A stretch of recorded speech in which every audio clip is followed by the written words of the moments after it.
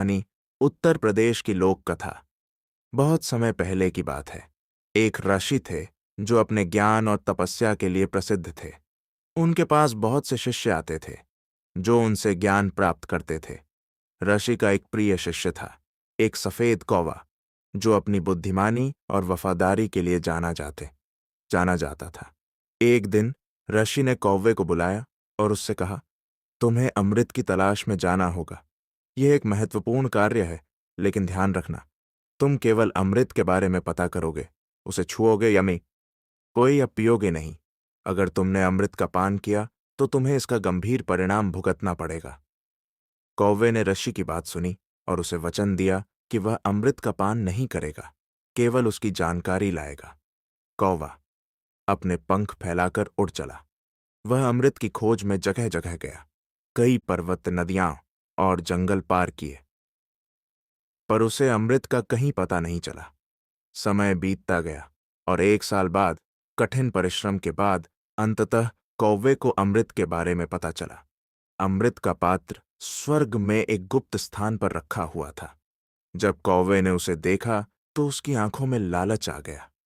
उसे ऋषि की चेतावनी याद आई, लेकिन वह अमृत की चमक से मंत्रमुग्ध हो गया। उसे लगा कि अगर वह थोड़ी मात्रा में अमृत का पान कर ले तो शायद कोई उसे नहीं देखेगा और वह अमर हो जाएगा। आखिरकार कौवा अपने लोभ पर काबू नहीं रख पाया। उसने अमृत का पान कर लिया। अमृत का पान करते ही कौवे को एहसास हुआ कि उसने ऋषि का वचन तोड़ दिया है। उसे तुरंत पछतावा हुआ, लेकिन अब कुछ भी नहीं किया जा सकता था। उसने जल्दबाजी में अमृत का पात्र वहीं रखा और ऋषि के पास लौट आया। ऋषि ने जब कौवे को देखा तो उन्होंने तुरंत जान लिया कि कौवा अमृत का पान कर चुका है।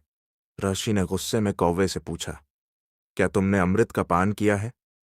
कौवे ने शर्मिंदा होते हुए सिर झुका लिया और अपनी गलती स्वीकार कर ली। उसने ऋषि को बताया कि वह अमृत की चमक से आकर्षित हो गया था और अपने वचन को भूलकर उसने अमृत का पान कर लिया। ऋषि को बहुत क्रोध आया।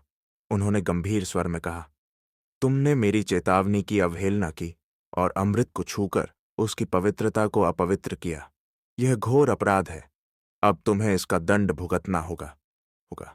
ऋषि ने कौवे को श्राप दिया, आज से तुम्हारा रंग काला हो जाएगा और तुम्हारे कारण तुम्हें पूरी मानव जाति से घृणा का सामना करना पड़ेगा। तुम्हें सबसे अशुभ और निंदनीय पक्षी माना जाएगा। लोग तुम्हें देखकर अशुभ मानेंगे और तुमसे डरेंगे या नफरत करेंगे। ऋषि ने आगे कहा, चूंकि तुमने अमृत का पान किया है, इसलिए तुम कभी स्वाभाविक रूप से मृत्यु को प्राप्त नहीं करोगे। तुम्हें न तो कोई बीमारी होगी और न ही वृद्धावस्था आएगी, परंतु तुम्हारी मृत्यु अचानक और आकस्मिक रूप से ही होगी। भले ही लोग तुम्हें नफरत की नजर से देखें, लेकिन भाद्रपद के महीने के 16 दिनों के दौरान तुम्हें पितरों का प्रतीक मानकर आदर दिया जाएगा। लोग तुम्हारे माध्यम से अपने पितरों का तर्पण करेंगे। ऋषि ने इतना कहने के बाद अपने कमंडल से काले पानी का एक घड़ा उठाया और उसे कौवे पर डाल दिया। जैसे ही पानी ने कौवे के शरीर को छुआ, उसका रंग सफेद से काला हो गया। कौवा, जो पहले सुंदर और सफेद था, अब पूरी तरह काला हो चुका था। वह दुखी मन से वहां से उड़ गया। कौवा अब अमर हो चुका था, परंतु उसे अपने जीवन में मानव जाति की घृणा और नफरत झेलनी पड़ी। वह जहां भी जाता, लोग उसे अशुभ मानते और दूर हट जाते। उसकी सफेद छवि का स्थान अब काले रंग ने ले लिया था और उसकी सच्चाई लोगों की नजरों में बदल गई थी। सीख, इस कहानी से हमें यह सीखने को मिलता है कि लालच और अनुशासनहीनता हमें हमेशा नुकसान पहुंचाती हैं। कौवे ने ऋषि के स्पष्ट निर्देशों का उल्लंघन किया और अपने लालच के कारण अमृत का पान किया, जिसका परिणाम यह हुआ कि उसे जीवन भर श्राप का सामना करना पड़ा। यह कहानी हमें बताती है कि हमें अपने कर्मों में सदैव सचेत रहना चाहिए और अपने वचनों का पालन करना चाहिए। लालच या स्वार्थ के कारण किए गए गलत निर्णय का परिणाम अक्सर भयंकर होता है। ठोमो होता मत है, किसी के द्वारा दिए गए निर्देशों या वचनों का उल्लंघन, चाहे वह छोटी सी ही गलती क्यों न हो, उसके गंभीर परिणाम हो सकते हैं। कौवे ने रश्मि की बात को हल्के में लिया और अपनी इच्छा पूरी करने के लिए अमृत का पान कर लिया। इसका परिणाम यह हुआ कि उसे जीवन भर का श्राप मिल गया और उसका सुंदर सफेद रंग काले रंग में बदल गया। इसी प्रकार जब हम किसी के विश्वास को तोड़ते हैं तो हमें भी अपने कार्यों का दुष्परिणाम भुगतना पड़ता है।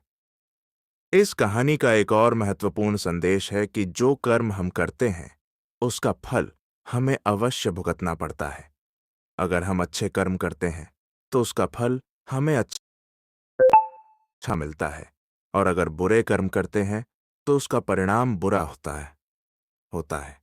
इसलिए हमें सदैव अपने कर्मों को सोच समझकर करना चाहिए और ऐसा कुछ नहीं करना चाहिए जिससे दूसरों को नुकसान पहुंचे या हमें भविष्य में पछताना पड़े।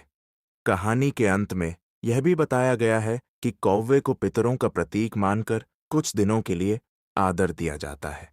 यह इस बात का प्रतीक है कि हमारे जीवन में चाहे कितनी भी कठिनाइयां और असफलताएं क्यों न हों, हमारे अच्छे कर्म हमें अंततः सम्मान दिलाते हैं। इसलिए हमें सदैव सच्चाई, ईमानदारी और अनुशासन के साथ अपने जीवन को जीना चाहिए ताकि हमें किसी प्रकार के कष्ट का सामना न करना पड़े।